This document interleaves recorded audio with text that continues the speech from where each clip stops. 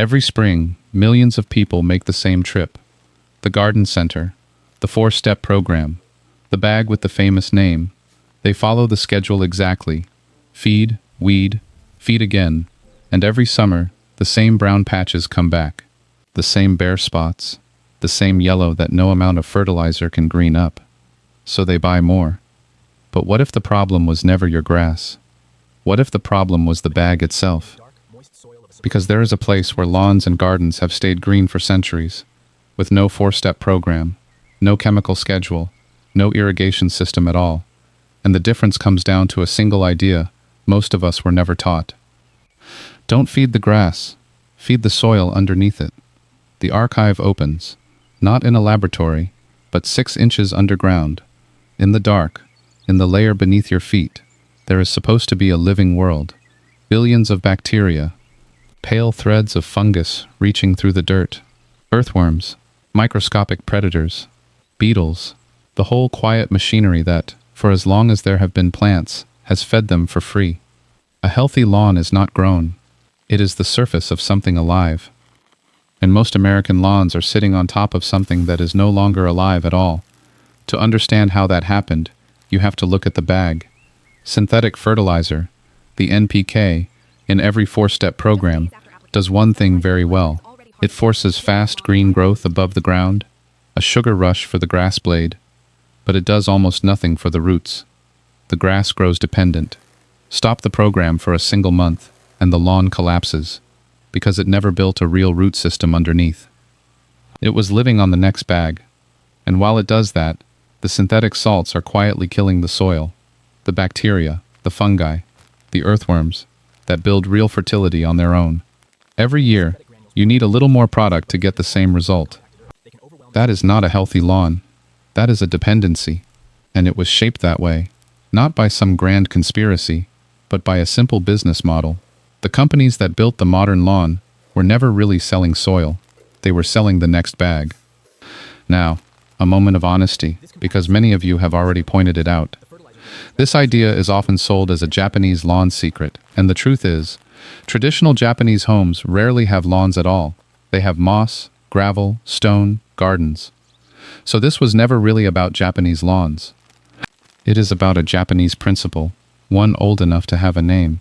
Tsuchizukuri, soil making. A gardener working this way does not grow plants. They spend years building a living layer of soil, and the plants simply arrive and thrive in it. Once you see that, the entire chemical approach looks backwards. We have been feeding the blade and starving the ground, and here is what changes when the soil comes first. Every lawn problem stops being an enemy and becomes a message. The brown circular patches in July, that is usually a fungus, and it almost always traces back to one habit: watering at night, leaving the blades wet for 12 dark hours. Water at sunrise instead, so the lawn dries by mid-morning, and you take away the thing the fungus needs. The white grubs eating your roots? There is a bitter irony buried there. Most of them are the larvae of the Japanese beetle, a bug that arrived in America by accident in 1916 on a shipment of bulbs, and in its homeland, it is barely a problem at all. Not because of magic, because that soil still holds the predators, the nematodes, the wasps, the ground beetles, the birds, the things that keep the grubs in check. Decades of chemicals stripped those predators out of American soil, so the grubs explode, because nothing is left to eat them. And the yellow that no fertilizer will fix? Often it is not nitrogen at all. It is iron, the mineral the blade needs to make the green pigment in the first place. People pour on more and more nitrogen, feeding a lawn that was starving for something else entirely. This is the heart of it. The chemical answer to grubs is to spread a poison every spring. But the poison does not stay where you put it. It moves through the soil. It kills the earthworms. It kills the very predators that would have controlled the next generation of grubs. It kills the fungi that grow the roots. By the 3rd year, the lawn cannot survive without the chemical, because everything underneath that used to do the job for free is gone. The older answer is the exact opposite. Restore the predator. Don't poison the prey. Release beneficial nematodes, microscopic hunters, into the soil, and they can hunt the grubs down. And, unlike a broad chemical, they leave the worms, the birds, the pets, and the lawn, unharmed. You are not adding a weapon, you are putting back a piece of the living system that was always supposed to be there. And once the soil is alive again, the care becomes almost embarrassingly simple. Mow high, 3.5, even 4 inches. Most people scalp a lawn to 2 inches, because that is how a golf course looks. But a blade cut that short grows shallow roots that bake in the first heat wave. Left taller, the same grass sends roots 8 to 12 inches down, shades out weed seeds before they can sprout, and holds its own moisture through a drought.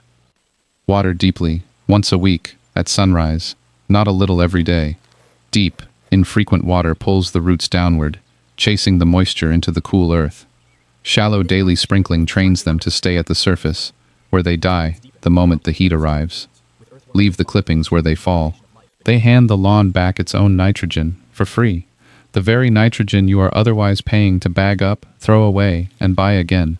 And the shady corner, where grass has never grown, no matter how many bags of seed you have poured into it. Stop fighting it. In Japan, that corner is not a failure. It is a kokeniwa, a moss garden. Moss asks for nothing, holds the soil better than grass ever could, and is the reason those gardens are famous around the world. A deep shade corner does not want to be a lawn. It wants to be something older. And if you think soil cannot hold a memory that long, consider the proof. In rural Japan, for at least 400 years, gardeners have made a fermented compost called bokashi. Kitchen scraps, rice straw, wood ash, and rice bran, layered and left to transform into something so alive that a thin layer worked into tired ground can change the color of the grass within a month. And in Kyoto, there is a moss garden at the temple of Saihoji. It was planted nearly 700 years ago. It is still living, still green, still tended, by the same family of caretakers, generation after generation. No fertilizer schedule kept that alive for 7 centuries. Living soil did. Feed the soil, and the soil feeds everything above it, for as long as you live there. So here is the harder truth, the one that turns this from a story about lawns into a story about us. You were not bad at this. You did everything the bag told you to do. You followed the schedule. You spent the money, by some estimates, $500 a year, on a lawn that was slowly getting worse. The failure was never yours. You were simply sold the problem, one bag at a time, and then sold the cure for it. And here is the part nobody selling you anything will say out loud. This will not fix your lawn this weekend. The soil took years to go quiet, and it takes 2 or 3 full seasons to truly come back to life. Anyone promising faster is just selling you a different bag. The way out is not another product. It is the oldest idea in gardening, the one the chemical aisle quietly buried. Think in seasons, not weekends. Feed the system, not the symptom. Build the soil, and let the grass take care of itself. The archive closes. Somewhere on your street there is a yard that looks effortless, the one the neighbors assume is kept by a service no one can afford. More and more, the truth is the opposite. They stopped paying anyone. The soil simply started doing the work it was always meant to do. You do not need the 4-step program. You do not need to lose another weekend to a spreader and a bag. You only need to feed what is underneath, and then have the patience to let it come back to life. Because it will. That is what living soil does. If knowledge like this shouldn't stay buried under a marketing budget, you know what to do. Subscribe to the Green Archive. We excavate the knowledge they made you forget. And tell me in the comments, what have you been putting on your lawn all these years, and did it ever really work? Because this archive was never meant to stay locked.